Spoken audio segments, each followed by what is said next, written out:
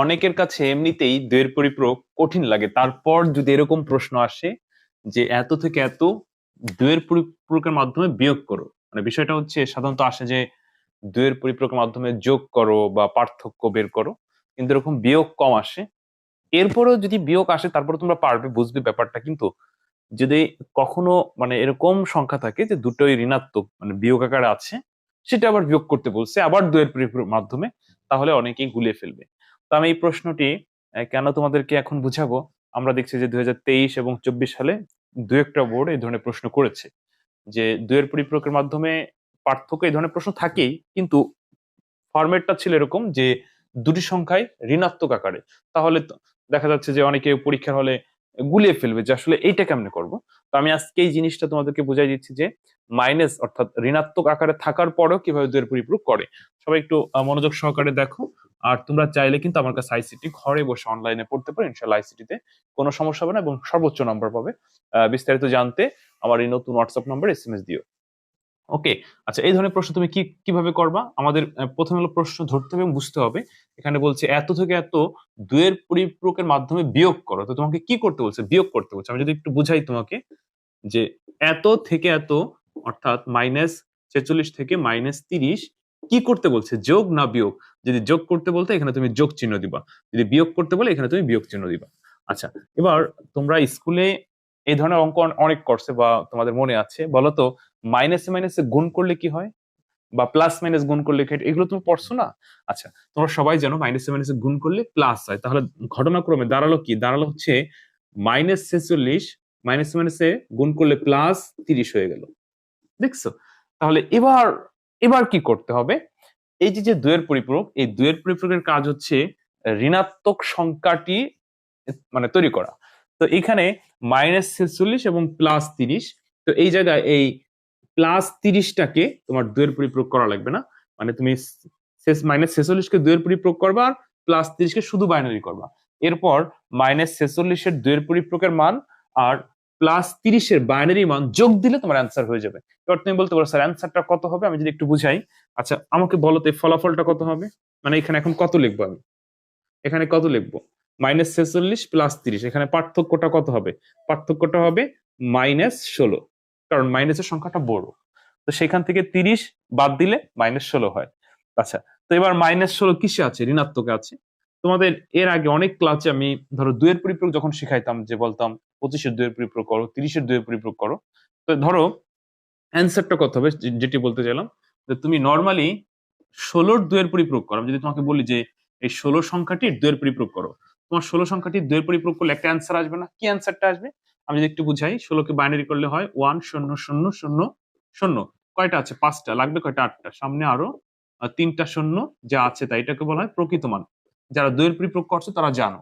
এবার এটাকে উল্টাইলে হবে একের পরিপূরক, অর্থাৎ 0 থাকলে 1, 1 থাকলে 0। এর সাথে 1 যোগ দিলে হয়ে যাবে দুইয়ের পরিপূরক। তো 1 আর 1 2 এর 0 হাতের 1, 1 আর 1 2 এর 0 হাতের 1, 1 আর 1 2 এর 0 হাতের 1, 1 আর 1 2 এর 0 হাতের 1 বসে গেল, আর যা আছে তাই। এই যে যে প্লাস মানে 16 অর্থাৎ ধনাত্মক 16কে যখন আমরা ঋণাত্মক তৈরি করলাম তখন -16 হলো। -16 হলো। ঠিক ঠিক দেখো, তুমি এই মাইনাস মানে 46 এর দুইয়ের পরিপূরকের সাথে 30 এর বাইনারি যখন যোগ দিবা এই অ্যান্সারটা বেরোবে। আর এই জায়গায় ক্যারি বিট বাদ দেওয়া লাগবে না। সাধারণত দুইয়ের পরিপূরকের মাধ্যমে যখন তুমি কোনো পার্থক্য বের করো বা যোগ করো বা যাই করো না কেন, দেখে একটা ক্যারি বিট বাদ দেওয়া লাগে। কিন্তু এই অঙ্কে তোমার ক্যারি বিট বাদ দেওয়া লাগবে না। এবার তুমি বলতে পারো স্যার কেন লাগবে না? এই জায়গায় একটা জিনিস তোমার বোঝার বিষয়, যখন তোমার ক্যারি বিট বাদ দেওয়া লাগে, ক্যারি বিট অন থাকে, তখন ওই সংখ্যাটা হয় ধনাত্মক। যখন ক্যারি বিট কোনো কিছু থাকে না বা ক্যারি বিট কিছু না থাকলে তো শূন্য ধরা যায়, তো ক্যারি বিট যদি শূন্য হয় তাহলে সেটা হয় ঋণাত্মক।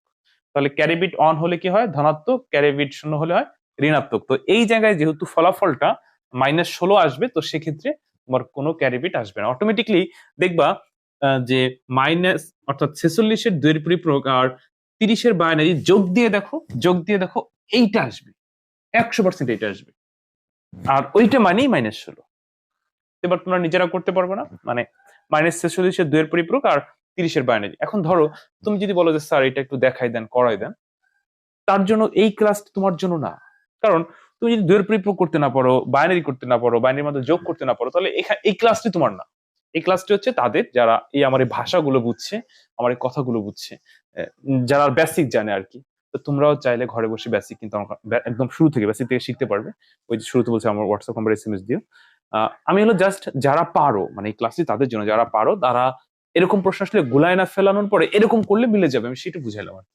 আচ্ছা ধরো এবার যদি এই জায়গায় বিয়োগ না বলে, এখানে বিয়োগ না বলে যোগ বলতো, তাহলে কি করো, তাহলে কি হইতো, তাহলে এখানে যোগ চিহ্ন হইতো। আচ্ছা প্লাস মাইনাসে গুণ করলে কি মাইনাস, তাহলে এবার ঘটনাক্রমে কি দাঁড়ালো, এবার ঘটনাক্রমে দাঁড়ালো -46 আর -30 করো। তাহলে এইবার কি করবা, এবার এই দুইটাই ঋণাত্মক, অর্থাৎ এইটাকে 2 এর পরিপ্রয়োগ করতে হবে, এইটাকে 2 এর পরিপ্রয়োগ করতে হবে।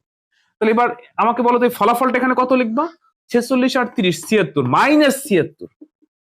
-76। ঠিক ঠিক তুমি যখন এই এরকম 16 যেমন আমরা 2 এর পরিপ্রয়োগ করছি, এই 76 কে 2 এর পরিপ্রয়োগ করলে যেই অ্যান্সারটা দেখা যায়, ঠিক মানে 46 এর 2 এর পরিপ্রয়োগ আর 30 এর 2 এর পরিপ্রয়োগ যোগ করলে সেই ওইটার মতো মিলে যাবে, 100% মিলে যাবে। তাহলে তোমাকে বুঝতে হবে কখন যোগ বলছে, কখন বিয়োগ বলছে, কাকে 2 এর পরিপ্রয়োগ কখন করতে হয়, কখন করতে হয় না।